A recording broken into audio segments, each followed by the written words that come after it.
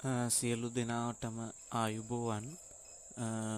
අද මම ඕගොල්ලන්ට විශේෂිත ශාකයක් පිළිබඳව දැනුවත් කරන්නයි කතා කරන්නේ. මේ ශාකයට කියන්නේ යකි වනස්ස ශාකය නැත්නම් යකු වනස්ස ශාකය කියලත් කියනවා. නිල් පාටට හුරු චූටි මලක් පිපෙන සාමාන්‍යයෙන් පැලෑටියක් වගේ තමයි මේක දක්නට ලැබෙන්නේ. මේ ශාකය ගොඩක්ම භූත විද්‍යාවට ගොඩක්ම වැදගත් ශාකයක්.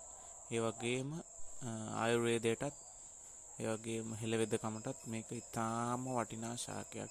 මොකද මේ ශාකය හැම තිස්සෙම අමනුෂ්‍යයන් විකර්ෂණය කිරීමේ හැකියාව තියෙන ශාකයක් විදිහට හෙළවදකමේ හඳුන්වා දෙන ශාකයක්. ඇත්තටම මේ ශාකය නිවසක තිබීම තුලින් අමනුෂ්‍යයන්ගේ ග්‍රහණයට නිවස ගේ දුර ලක්වීම අඩු කටයුත්තක් සිදු වෙනවා. ඒ කියන්නේ අමනුෂ්‍යයන්ට මේ ශාකය ටිකක් ප්‍රිය ශාකයක් නොවන නිසා මේ ශාකය ඇත්තටම අමනුෂ්‍ය විකර්ෂක ශාකයක් විදිහට තමයි හෙළවෙදකමේදී හඳුන්වන්නේ.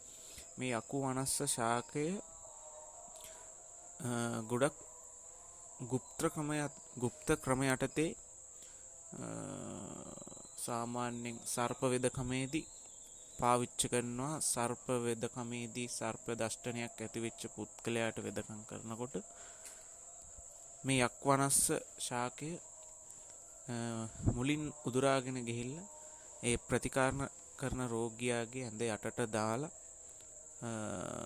යම්කිසි බලවේගයක් මේ සර්ප දෂ්ටිත පුද්ගලයාට ඇති වෙලා තියෙනවා නම්, යම්කිසි අමනුෂ්‍ය උපද්‍රවයක් ඇති වෙලා තියෙනවා නම් ඒක ඉවත් වෙන්න අන්න ඒ වගේ පොඩි කෙම් ක්‍රම හෙළවෙදකමේ භාවිතා කරනවා. ඊට අමතරව විවිධ වර්ගයේ යක්ෂ ගුලි, යක්ෂයන්ට විකර්ෂිත ගුලි නිෂ්පාදනය කරනකොට, ඒ වගේම යක්ෂයන්ගේ විකර්ෂණය කරන යම් යම් තෙල් බෙහෙත් වර්ග,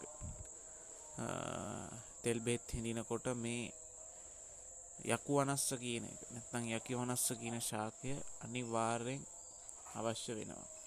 ඊට අමතරව මේ පවුලේම තව ශාකයක් තියෙනවා යක් බේරිය කියලා. ඒ ශාකයත් අනිවාර්යෙන් මේ අමනුෂ්‍යයන්ට විරෝධීව කරන්නා වූ යම් යම් තෙල් බෙහෙත් ඖෂධ නිෂ්පාදනයට වැදගත්ම අවශ්‍ය වෙන ශාකයක්. ඉතින් ඕගොල්ලන්ටත් මම කියන්නේ මේ ශාකයේ තියෙනවා නම් කොහෙදි හරි ඒක රැක බලා ගන්න, විනාශ වෙන්න දෙන්නේ නැතුව තව තැනකට ගිහිල්ලා ඉඳන් නිවසේ ඉඳගන්න.